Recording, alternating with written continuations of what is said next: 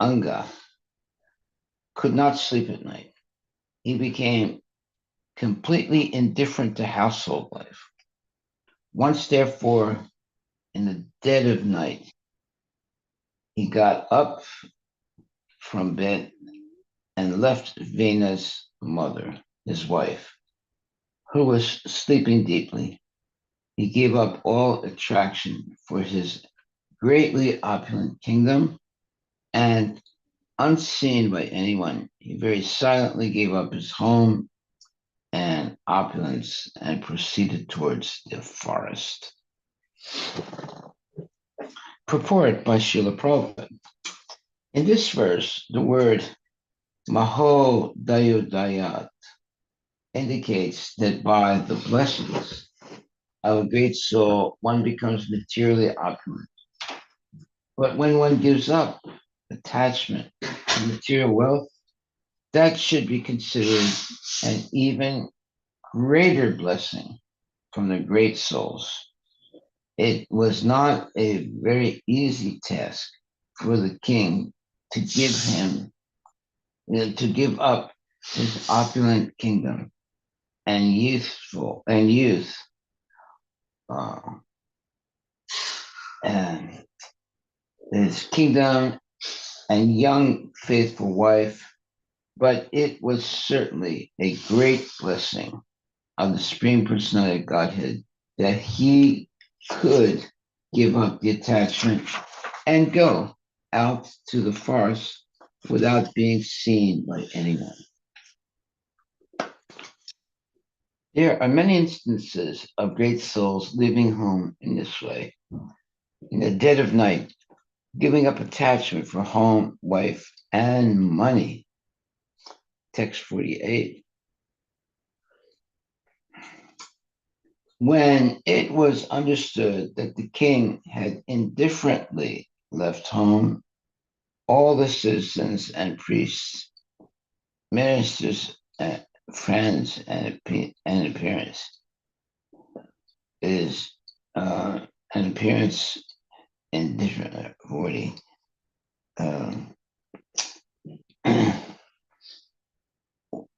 So it says, when it was understood that the king had indifferently left home, all the citizens, priests, ministers, friends, and people in general were greatly aggrieved. They began to search for him all over the world, just as a less experienced mystic searches out the super soul within himself. Text 48. Right. Purport. The example of searching for the super soul within the heart by the less intelligent mystics is very instructive. The absolute truth is understood in three different features, namely impersonal Brahman, localized Paramatma, and the Supreme Personality of Godhead. Such Kuli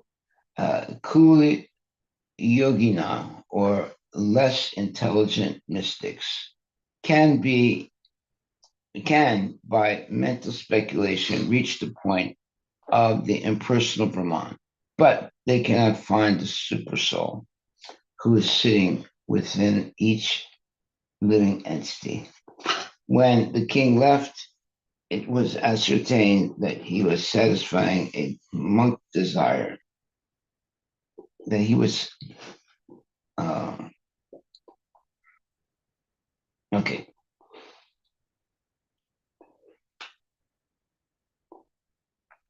When the king left, it was certain that he was staying somewhere else, but because the citizens did not know how to find him, they were frustrated like the less intelligent mystics. Text 49. When the citizens could not find any trace of the king after searching for him everywhere, they were very disappointed and they returned to the city where all the great sages of the country assembled because of the king's absence. With tears in their eyes, the citizens offered respectful obeisances and informed the sages in full detail that they were unable to find the king anywhere. Thus end the Bhaktivedanta purports of the fourth chapter, 13th, fourth canto, 13th chapter of the Srimad Bhagavatam, entitled Description of the Descendants of Dhruva Maharaj. Haribol. So now we're going to the story of King Vena, and this is chapter 14. And it says, the great sage Maitreya continued, "O great hero Vipura, the great sages, headed by Brigu, were always thinking of the welfare of the people in general. When they saw that in the absence of King Anga, there was no one to protect the interests of the people, they understood that without a ruler, the people would become independent and non-regulated. Oh, that's the worst, to be non-regulated. Purport by His Divine Grace, A.C. Bhaktivedanta Swami Prabhupada. In this verse, the significant word is Shema Darshina, which refers to those who are always looking after the welfare of the people in general. All the great sages, headed by Brigu, were always thinking of how to elevate all the people of the universe to the spiritual platform. Indeed, they advised the king of every planet to rule the people with that ultimate rule, with that ultimate goal of life in mind. The great sages used to advise the head of the state or the king, and he used to rule the populace in accordance with their instruction. After the disappearance of King Anga, there was no one to follow the instructions of the great sages. Consequently, all citizens became unruly, so much so that they could be compared to animals. Described in Linga. I'm sorry. Uh, In Bhagavad Gita. and described in Bhagavad Gita 4:13, human society must be divided into four orders according to quality and work. In every society, there must be an intelligent class, administrative class, productive class, and worker class. In modern democracy, these scientific divisions are turned topsy-turvy, and by vote, Sudras or workers are chosen for administrative posts, having no knowledge of the ultimate goal of life. Such persons whimsically enact laws providing knowledge of life's purpose. Without knowledge. I'm sorry, enact laws without knowledge of life's purpose. The result is that no one is happy. Sorry. Text 2.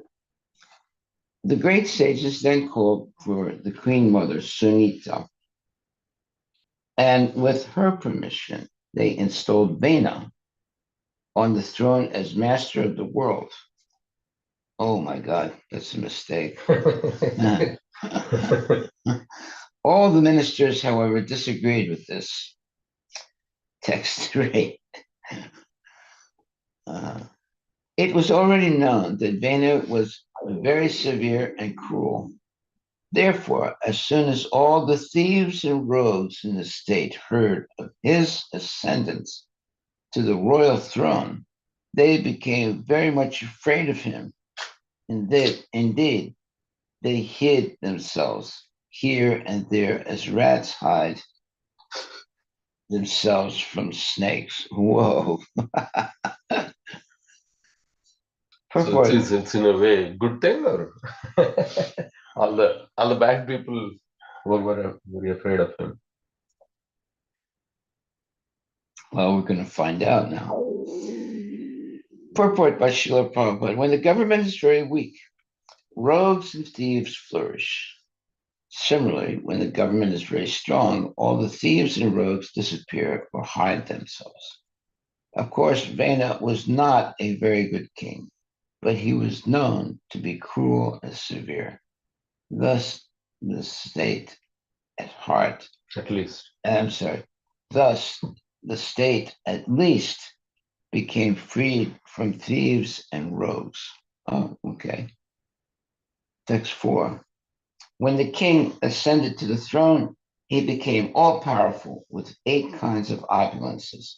Consequently, he became too proud by virtue of his false prestige. He considered himself to be greater than anyone.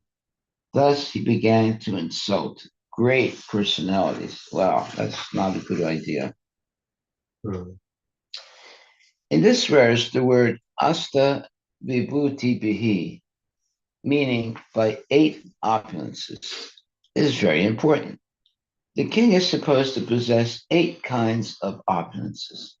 By dint of mystic yoga practice, kings generally acquire these 8 opulences. These kings are called Rajasis, kings who were also great sages. By practicing mystic yoga or Rajasi, could a king become smaller than the smallest and greater than the greatest, and could always get whatever he desired.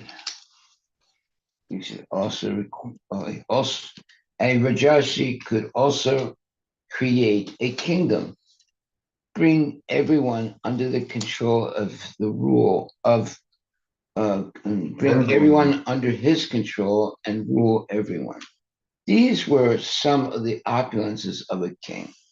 King Vena, however, was not practiced in yoga, but he became very proud of his royal position nonetheless. Because he was not very considerate, he began to misuse his power and insult great personalities. Well, that is a formula for death. Text 5. When he became overly blind due to his opulences, King Vena mounted a chariot and, like an uncontrolled elephant, began to travel through the kingdom, causing the sky and earth to tremble wherever he went. I was causing people to be fearful. That is sinful. Text 6. All the twice born Brahmins were forbidden henceforth to perform any sacrifice, and they were also forbidden to give charity to other, giving charity or offer clarified butter. Thus, King Venus sounded kettle drums throughout the countryside. In other words, he stopped all kinds of religious rituals. Purport by Srila Prabhupada. What was committed by King Vena many years ago is at present being carried out by atheistic governments all over the world. The world situation is so tense that at any moment governments may issue declarations to stop religious rituals. Eventually, the world situation will become so degraded that it will be impossible for pious men to live on the planet. Wow. Therefore, sane people should execute Krishna consciousness very seriously so that they can go back home, back to Godhead, without having to further suffer the miserable conditions predominant in this universe. Text 7.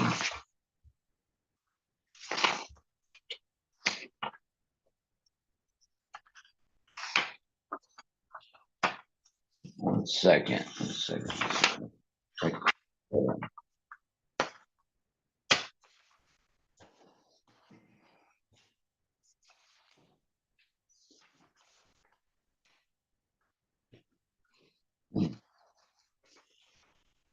Not having. Okay. Text 7. Or text 6? It's 7, yeah, okay. Therefore, all the great sages assembled together, and after observing cruel Vena's atrocities, concluded that a great danger and catastrophe was approaching the people of the world. Thus, out of compassion, they began to talk amongst themselves, for they themselves were the performers of the sacrifices. Purport. Before King Vena was enthroned, all the great sages were very much anxious to see the welfare of society.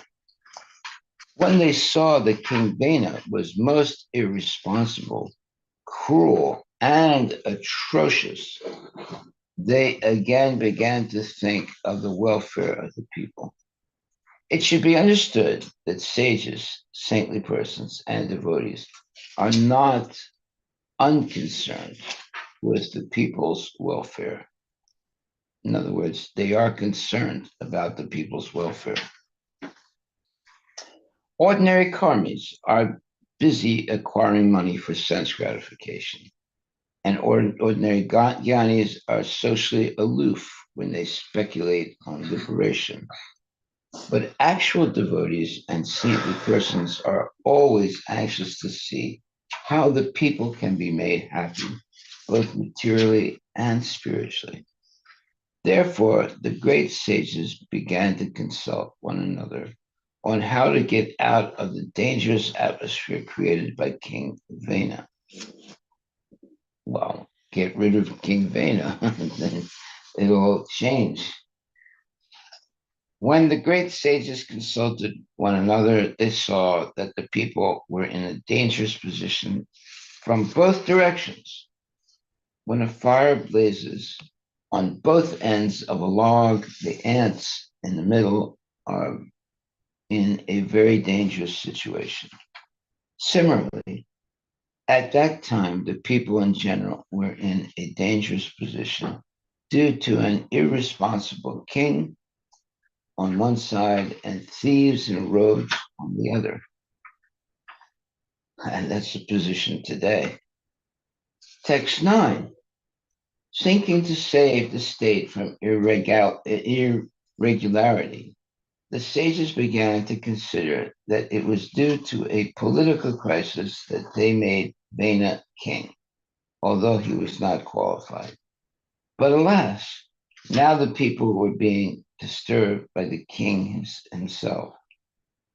Under such circumstances, how could the people be happy? They're going to have to kill him. Thinking to save the state from irregularity, the sages began to consider that it was due to a political crisis that they made Vena king, although he was not qualified. But alas, now the people were being disturbed by the king himself. Under such circumstances, how could the people be happy? Purport by Srila Prabhupada. In Bhagavad Gita 18.5, it is stated that even in the renounced order, one should not give up sacrifice, charity, and penance. The brahmacharis must perform sacrifices, the grihastas must give in charity, and those in the renounced order of life, the vanaprasthas and sannyasis, must practice penance and austerity.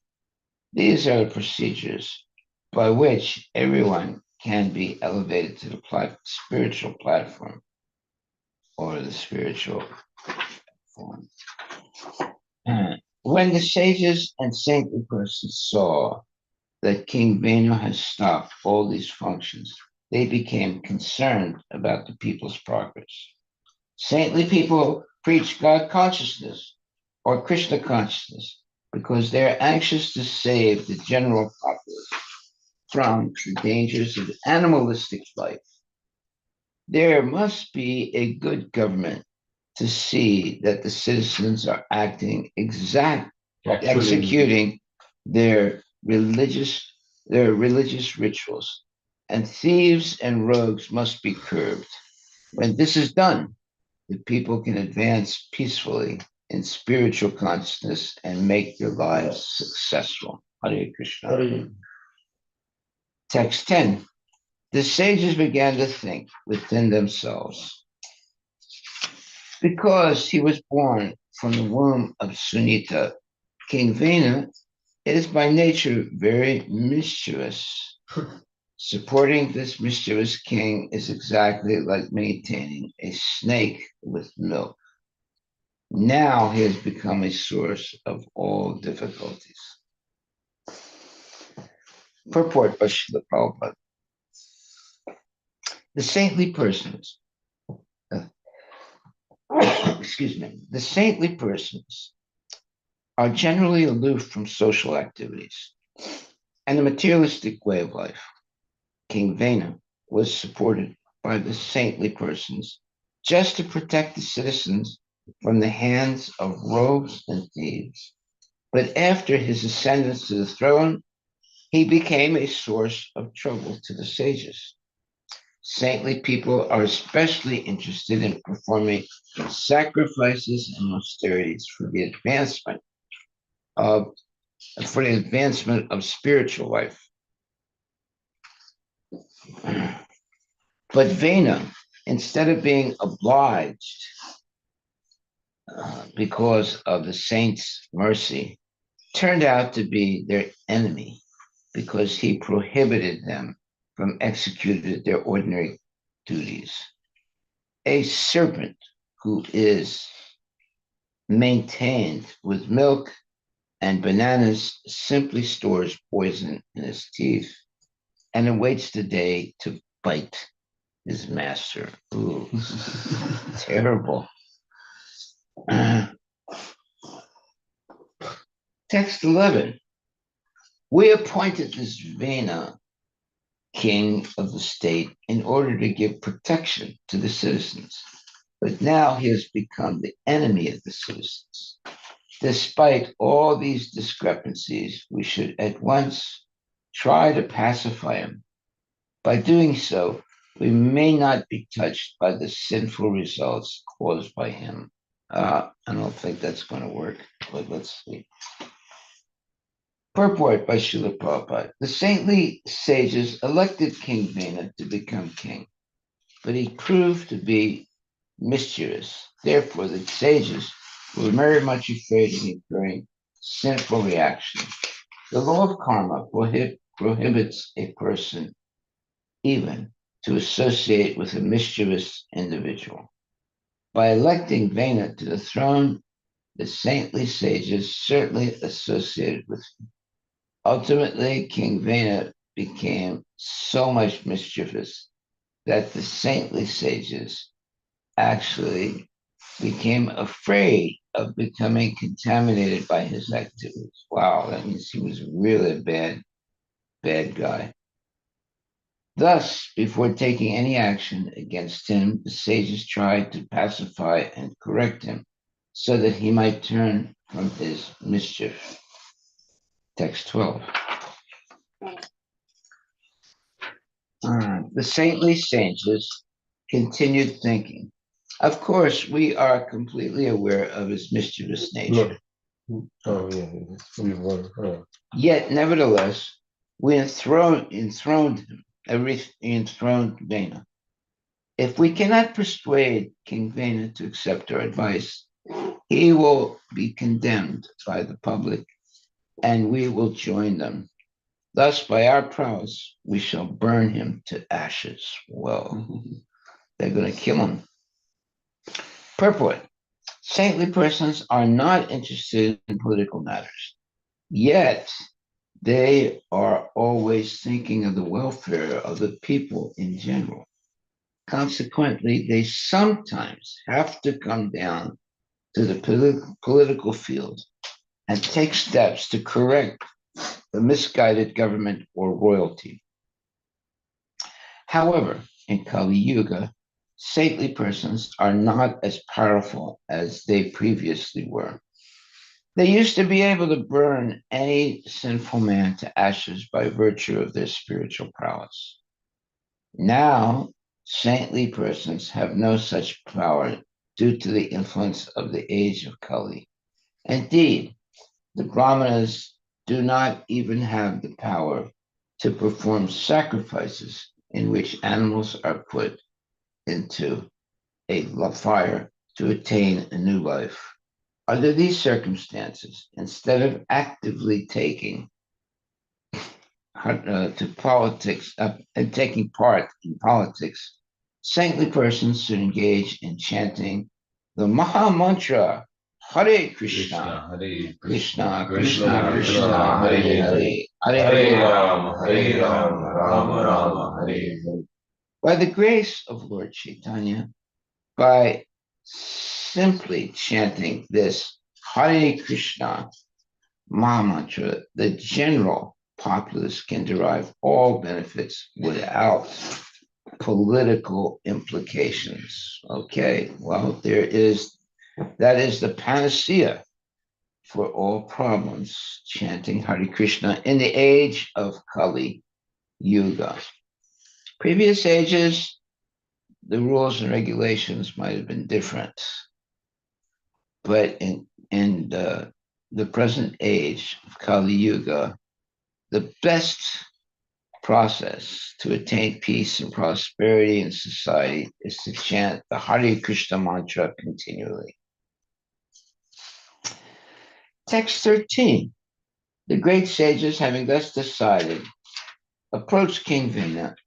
Concealing their real anger, they pacified him with sweet words and then spoke as follows.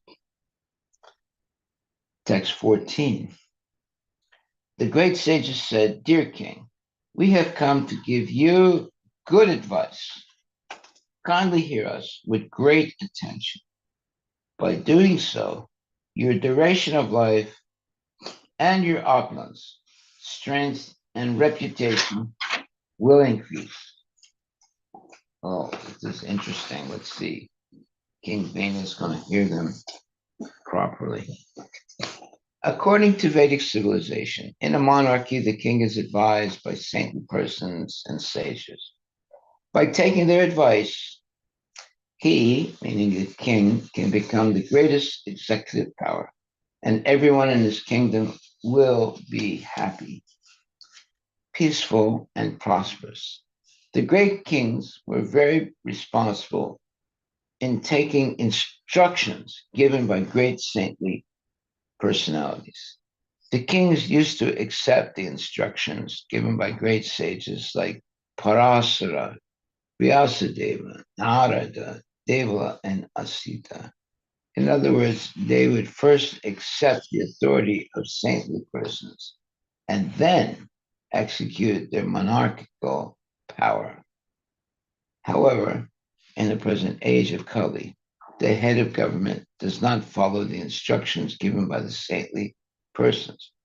Therefore, neither the citizens nor the men of government are very happy.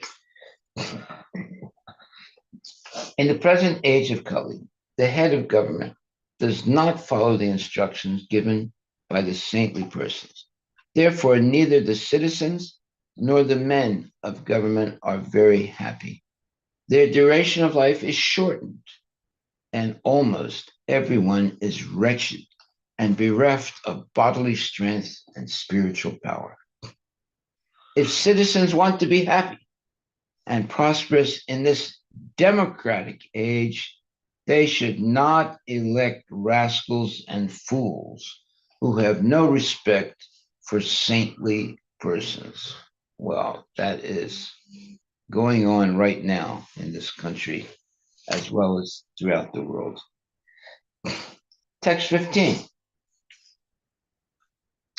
Those who live according to religious principles and who follow them by words, mind, body, and intelligence are elevated to the heavenly kingdom, which is devoid of all miseries.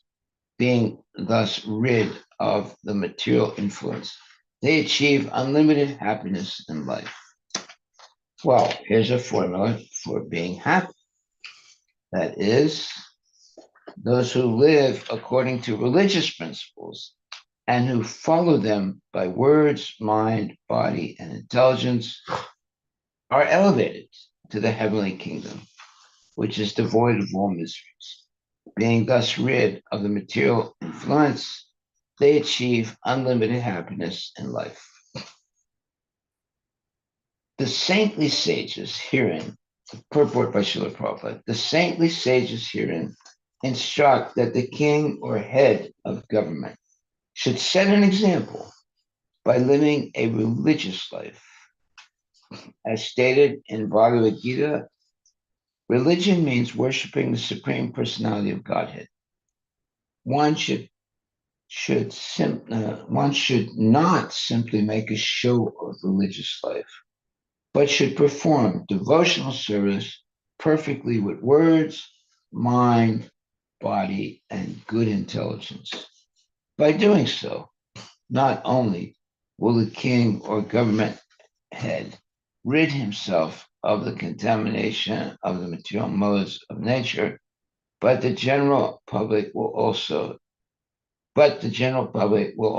and they will all become gradually elevated to the kingdom of God and go back home, back to God.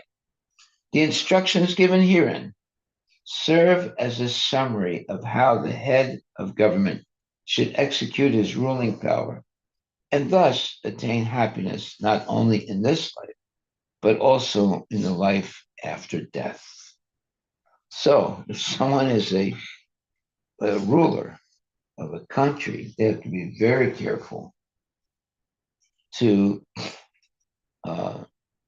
first of all, be surrendered to the Supreme Personality of Godhead and his representatives, the saintly persons and the sadhus, and protect them and take advice from them. That's why it says the saintly sages herein instruct that the king or head of government should set an example by living a religious life.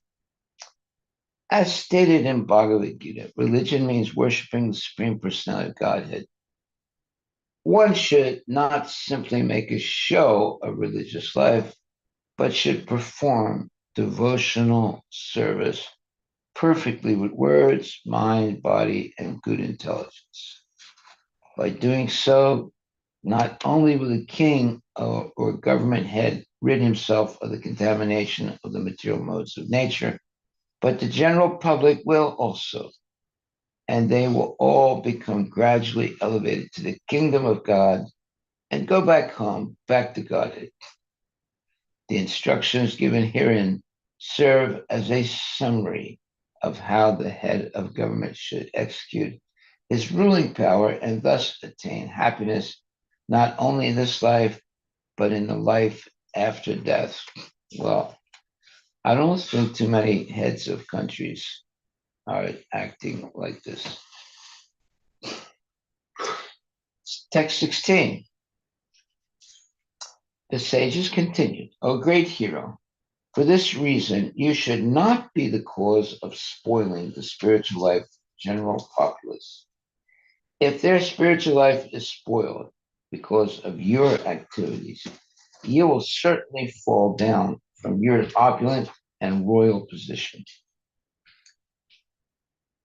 Purport by Srila Prabhupada. Formerly, in practically all parts of the world, there were monarchies.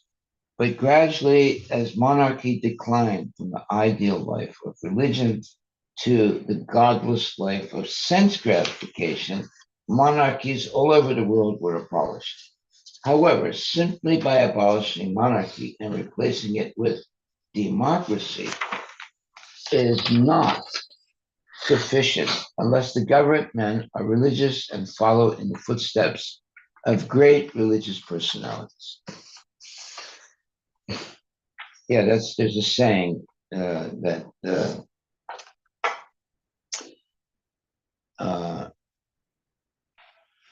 one goes from the fire into the fire pan. Is that it? No, it's not. Anyway, when you have a bad government, of sinful people. Uh, you just have one problem after another. It never ends. The saintly persons continued. When the king protects the citizens from the disturbances of mischievous ministers, as well as from thieves and rogues, he can, by virtue of such pious activities, accept taxes given by his subjects. This is thus a pious king can certainly enjoy himself in this world as well as in the life after death. Purport by Srila Prabhupada. The duty of a pious king is described very nicely in this verse. His first and foremost duty is to give protection to the citizens from thieves and rogues, as well as from ministers who are no better than thieves and rogues. Formerly, ministers were appointed by the king and were not elected. Consequently, if the king was not very pious or strict, the ministers would become thieves and rogues and exploit the innocent citizens. It is the king's duty to see that there is no increase of thieves and rogues, either in the government, secretariat, or in the departments of public affairs. If a king cannot give protection to citizens and from thieves and rogues, both in the government service and in public affairs, he has no right to exact taxes from them. In other words, the king or the government that taxes the government that taxes can levy taxes from the citizens only if the king or government is able to give protection to the citizens from thieves and rogues. Well, that makes a lot of sense. In the 12th canto of Srimad Bhagavatam, 12.1.42, there is a description of these thieves and rogues in government service. As stated, Prajas te bakshayisyanti malecha rajanya rupina. These proud malechas, persons who are less than Sudras, representing themselves as kings, will tyrannize their subjects, and their subjects, on the other hand, will cultivate the most vicious practices, thus practicing evil habits and behaving foolishly. The subjects will be like their rulers.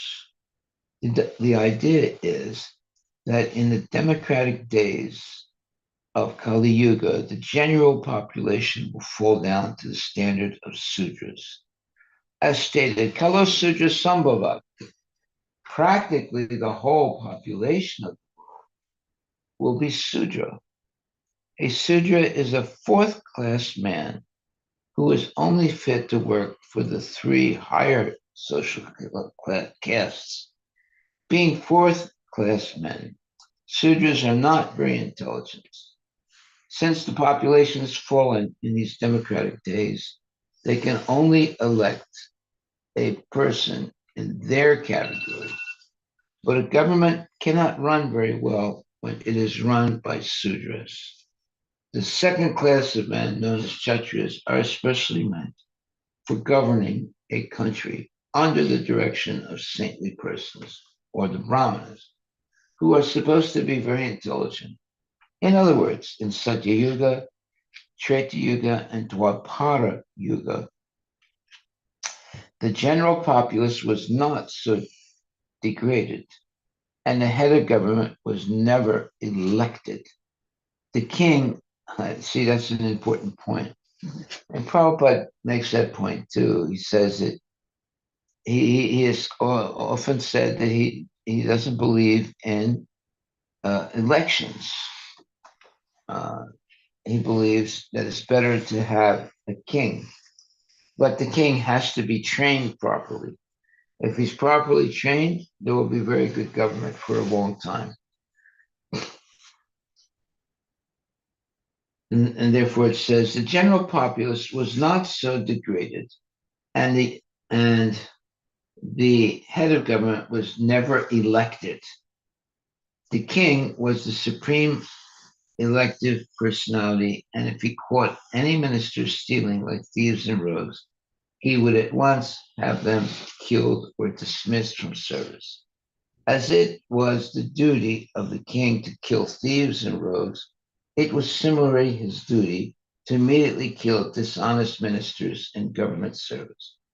By such strict vigilance, the king could run the government very well, and the citizens would be happy to have such a king.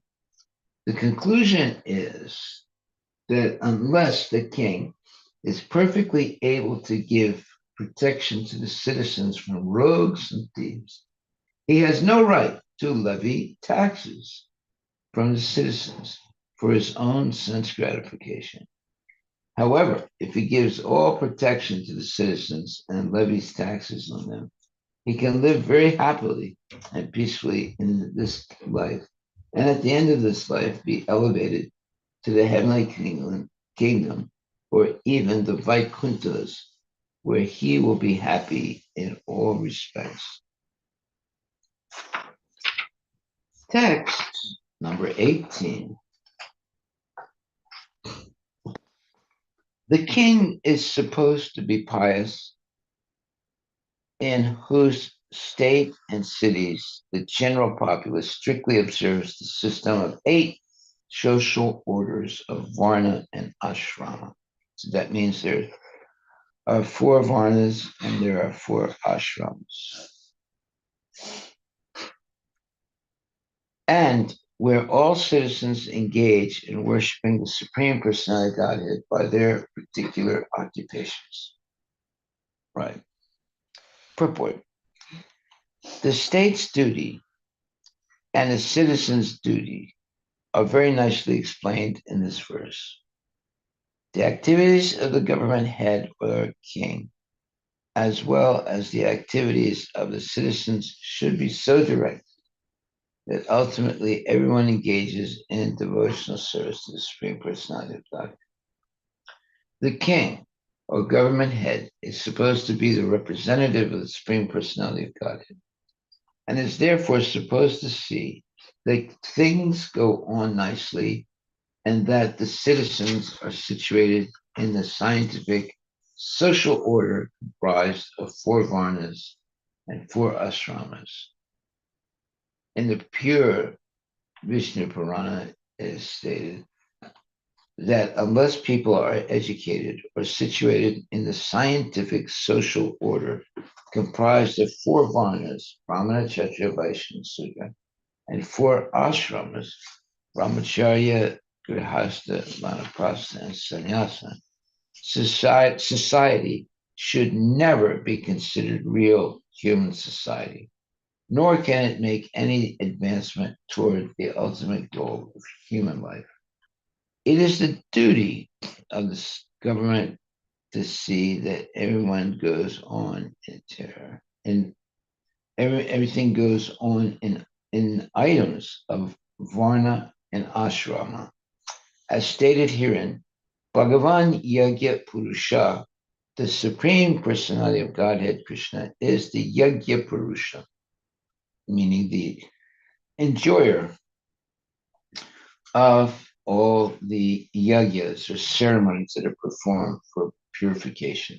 As stated in Bhagavad Gita 5:29, Bhaktaram Yagya Tapasam, Krishna is the ultimate purpose of all sacrifices. He is also the enjoyer of all sacrifices. Therefore, he is known as Yagya Purusha. The word Yagya Purusha indicates Lord Vishnu or Lord Krishna, or any personality of Godhead in the category of Vishnu Tattva.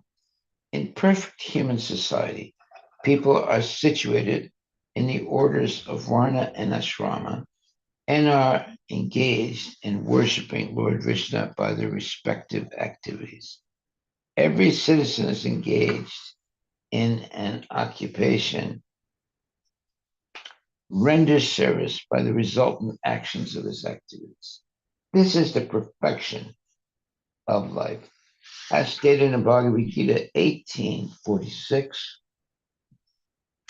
Yata Pavritir Bhutana, Yena Sarvam Idam Tatam, Swakarmanatam Abhyarcha Siddhim Vindati Madhava. By worship of the Lord, who is the source of all beings and who is all pervading, man can, in the performance of his own duty, attain perfection. Thus, the Brahmanas, Kshatriyas, Sudras, and Vaishyas must execute their prescribed duties as these duties are stated in the Shastras. In this way, everyone can satisfy the Supreme Personality of Godhead. The king or the government head has to see that the citizens are thus engaged. In other words, the state or the government must not deviate from its duty by declaring that the state is a secular one, which has no interest in whether or not the people advance in Varnashram Dharma. Today, people engaged in government service and people who rule over the citizens have no respect for the Varnashrama Dharma. They complacently feel that the state is secular. In such a government, no one can be happy. People must follow the Varnashrama Dharma, and the king must see that they are following nicely. Text 19. Hare Krishna Maharaj. Yes. In this case, what does state being secular mean? Why is that a good thing? Why? Okay, they complacently feel that the state is secular.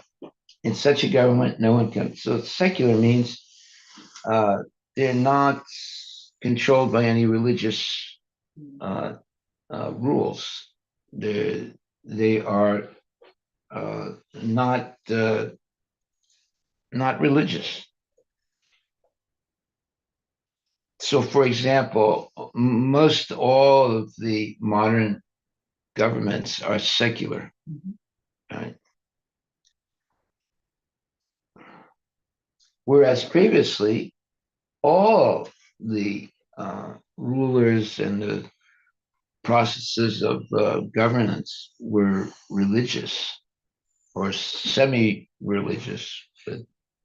But today, although in America on every dollar it says, "In God we trust."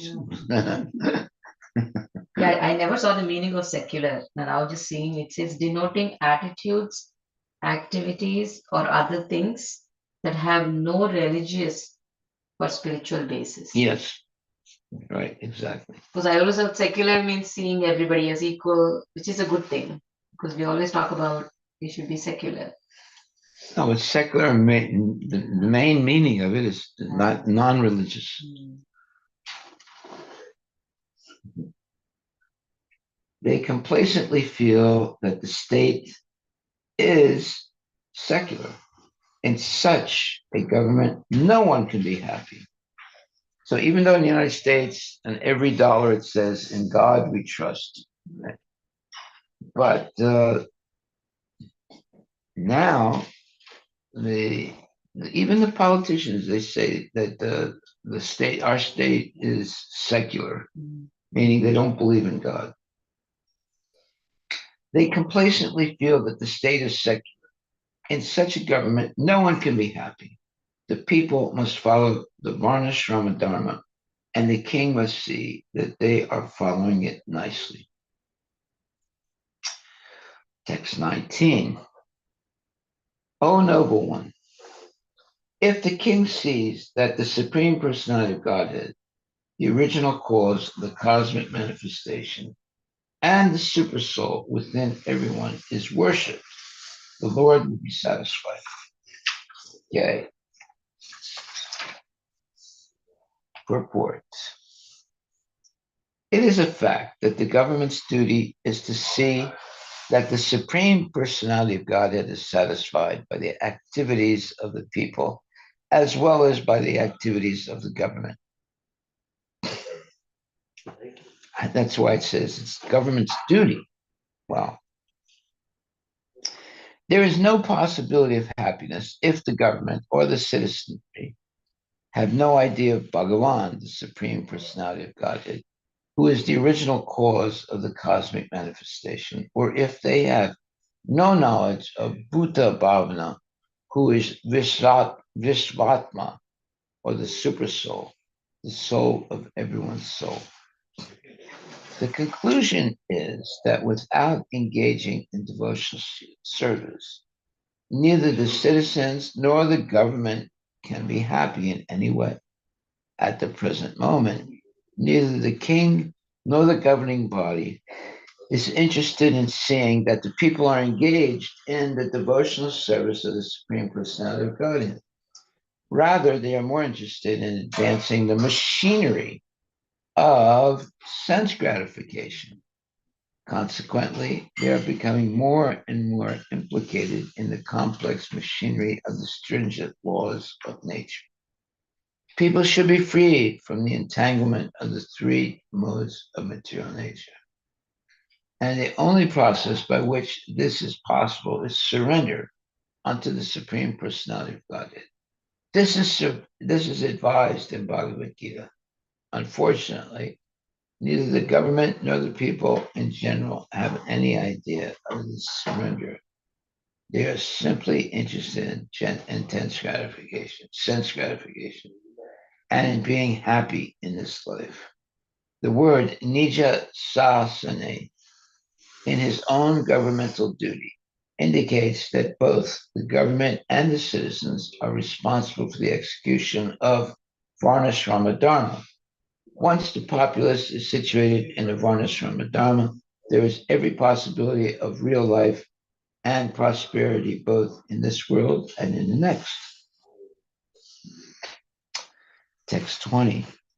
The Supreme Personality of God is worshipped by the great demigods, controllers of universal affairs.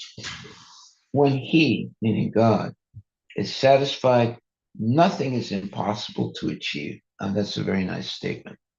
Nothing is impossible to achieve. For this reason, all the demigods, presiding deities and different planets, as well as the inhabitants of their planets, take great pleasure in offering all kinds of paraphernalia for his worship. Purport by Srila Prabhupada. All Vedic civilizations summarized in this verse. All living entities, either on this planet or on other planets, have to satisfy the Supreme Personality of Godhead by their respective duties. When he is satisfied, all necessities of life are automatically supplied. In the Vedas, it is also stated, Eko Bahunam Yo Vidadati Kalaman. Kata Upanishad 2.2.13. From the Vedas, we understand that he is supplying everyone's necessities. And we can actually see that the lower animals, the birds and the bees, have no business or profession, yet they are not dying for want of food. They are all living natural ways, and they all have the necessities of life provided, namely eating, sleeping, mating, and defending. You want to close the door. Human society, however, has artificially created a type of civilization which makes one forgetful of his relationship with the Supreme Personality of God. Modern society even enables one to forget the Supreme Personality of God, His grace and mercy. Consequently, modern civilized man is always unhappy and in need of things. People do not know that the ultimate goal of life is to approach Lord Vishnu and satisfy him. They have taken this materialistic way of life as everything and have become captivated by materialistic activities. Because the leaders are always encouraging them to follow the path, and the general populace, being ignorant of the laws of God, are following their blind leaders down the path of unhappiness. Let me read that again. Indeed, their leaders are always encouraging them to follow this path, and the general populace, being ignorant of the laws of God, are following their blind leaders down the path of unhappiness. In order to rectify this world's situation, all people should be trained in Krishna consciousness and act in accordance with the Varnashrama system. The state should also see that the people are engaged in satisfying the Supreme Personality of Godhead. This is the primary duty of the state. The Krishna consciousness movement was started to convince the general populace to adopt the best process by which to satisfy the Supreme Personality of Godhead and thus solve all problems. Now, that's very profound statements by Srila Prabhupada. And without this understanding, people in societies suffer unnecessarily. So, what is the understanding? The understanding is that one should worship the Supreme Personality Godhead for spiritual advancement, not for material advancement. And when all the demigods and presiding deities of different planets, as well as the inhabitants of their planets, take great pleasure in offering all kinds of paraphernalia for his worship. That means satisfying the demigods and ultimately the Supreme Personality Godhead. So it says here in the purport, all Vedic civilization is summarized in this verse. All living entities, either on this planet or other planets, have to satisfy the Supreme Personality of Godhead by their respective duties. When he is satisfied, all necessities of life are automatically supplied. In the Vedas, it is also stated, Eko Badunam Yo Vizdati Kaman, Kathopanishad 2.2.13. From the Vedas, we understand that he, meaning Krishna, is supplying everyone's necessities. And we can actually see that the lower animals, the birds and the bees, have no business or profession, yet they are not dying for want of food. They are all living in nature's way. Okay. And they all have the necessities of life provided, namely eating, sleeping, mating, and defending. Human society, however, has artificially created a type of civilization which makes one forgetful of his relationship with the Supreme Personality of Godhead. Modern society even enables one to forget the Supreme Personality of Godhead's grace and mercy. Consequently, modern civilized man is always unhappy and in need of things. People do not know that the ultimate goal of life is to approach Lord Vishnu and satisfy him. They have taken this materialistic life to they have taken this materialistic life is to approach Lord Vishnu and satisfy him. They have taken this materialistic way of life as everything. Wait a minute. People do not know that the ultimate goal of life is to approach Lord Vishnu and satisfy him. They have taken this materialistic way of life as everything and have become captivated by materialistic activities.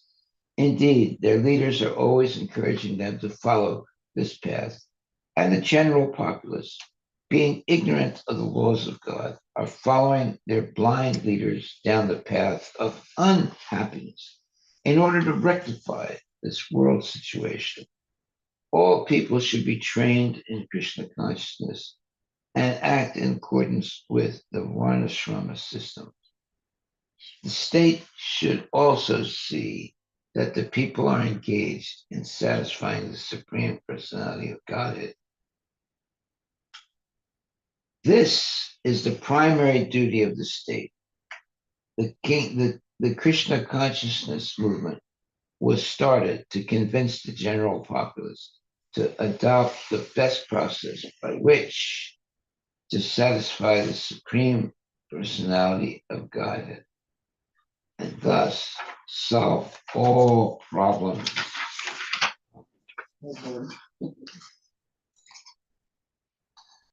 Dear King, the Supreme Personality of Godhead, along with the predominating deities, is the enjoyer of the results of all sacrifices in all planets. The Supreme Lord is the sum total of the three Vedas, the owner of everything, and the ultimate goal of all austerity. Therefore, your countrymen should engage in performing various sacrifices for your elevation. Indeed, you should always direct them towards the offering of sacrifices. Okay. So the king has to do that.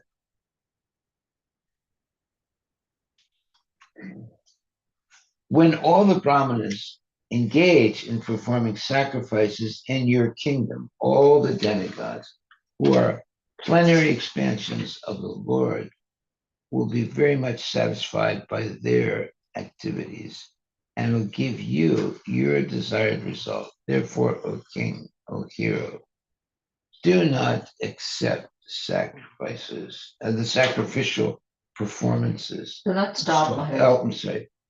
Therefore, O hero, do not stop the sacrificial performances. If you stop them, you will disrespect the demigods. Krishna Maharaj? Yeah. In the previous one, dear king, like the 21, verse 21, Maharaj, it says, the dear king, the Supreme Personality of Godhead, along with the predominating deities, is the enjoyer of the results of all sacrifices in the planets. Mm-hmm. What are the predominating deities, Maharaj? Because I think if Supreme Personality of Godhead is the enjoyer of all the results of all sacrifices, but the predominating deities also, they also enjoy demigods. So they also enjoy the results. Yeah. Okay. Yeah. Everybody's happy if you do the right thing. But there's selfish people, then nobody's happy. Okay, so then text 23, or maybe we should stop because it's programmed today. So we'll stop there, unless there's some questions. Any questions? One question, Maharaj, on text 20 per quote. First line. All civilizations summarized in this verse. Yes, all living entities, either on this planet or other planets, have to satisfy the Supreme Personality of Godhead by their respective duties. Well, now we know that there are people on all the planets. So here the duties means both. Is it the right understanding? Dharma and Sanatana Dharma is representing both the duties. And this is respective duties. Well, respective according to their position. There's Brahmanas, Kshatriyas, Vaishyas, Sudras. So they all have specific duties that they have to follow. But the duties of the Brahmana are not the same often as the duties of the Sudras. Right? Yeah.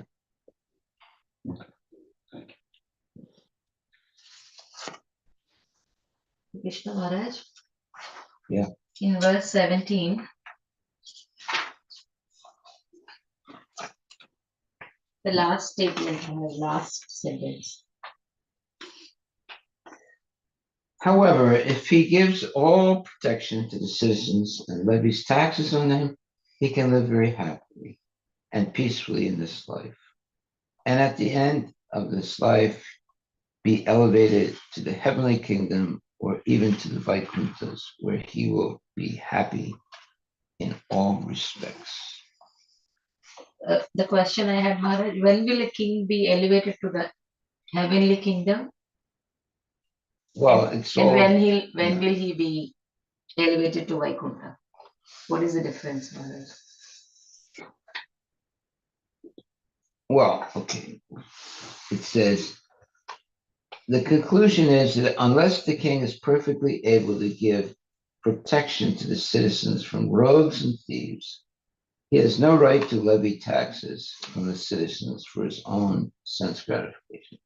However, if he gives all protection to the citizens and levies taxes on them, he can live very happily and peacefully in this life, and at the end of this life be elevated to the heavenly kingdom or even to the Vaikunthas, where he will be happy in all respects. So what is your question? My question is, when will a king be elevated to the heavenly kingdom, and when will he be elevated to Vaikuntha? What does he have to do to go to one place or the other? He has to protect the citizens and levy taxes on them, so he can live happily and peacefully in this life, and the end of this life be elevated. So in other words, he has to be an ideal king that takes care of the subjects. He can't be a militia. Persons who are less than Sudras, representing themselves as kings, will tyrannize their subjects, and their subjects, on the other hand, will cultivate the most vicious practices, thus practicing evil habits and behaving foolishly. The subjects will be like their rulers.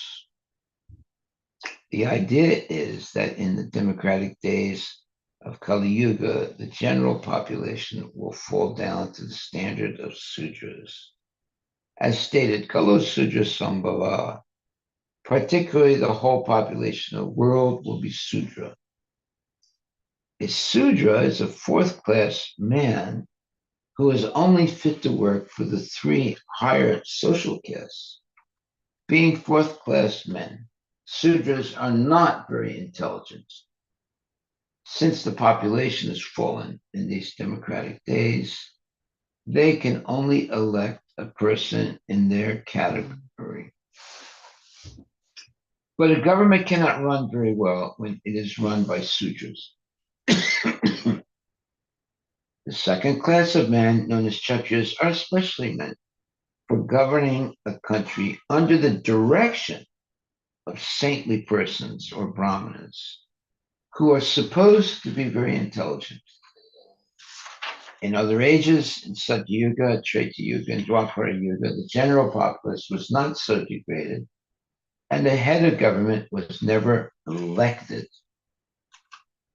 In other words, from birth, a child would be trained to become a leader.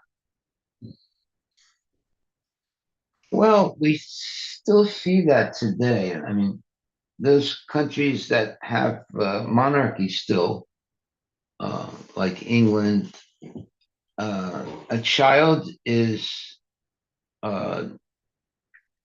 trained to take up the position of a monarch to govern properly. Unfortunately, though, most of those type of kings today do not have power because they have bad habits. They drink liquor, they philander with women, and they're not strict about following regulative principles of Krishna consciousness. So they have the position of kings, but they're bereft of any real powers. Those powers have been taken away from them because they misbehave too much. So England still, has kings and so forth, but they're not very. They have money, but they're not very powerful. Most of the power is taken up by the persons who are basically Sudras, and they're engaged in managing the country. The king doesn't really have much power anymore. I'm thinking basically of England. The king is just a titular, let's say, position. It's a title, but the kings don't really have power nowadays. Why? Because they abused their powers so much previously that most of the monarchies were eliminated, but there still are a few in the world.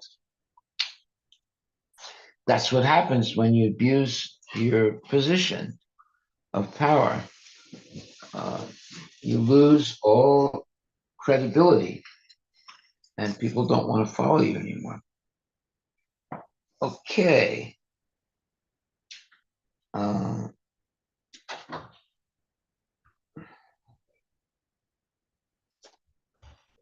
Any other questions? All right. Anyway, we'll stop there because we have a program today, and we'll pick up again with text 17. 23. 23. You were just going back for the What's the question. Oh, okay. Sorry. Text 23. Okay. We're going to pick up from text 23. Thank you very much. All glories to Srila Prabhupada Prabhupada ki ki jai. jai. Thank you. Looks like we're going to have a lot of fun today. Yes, ma'am.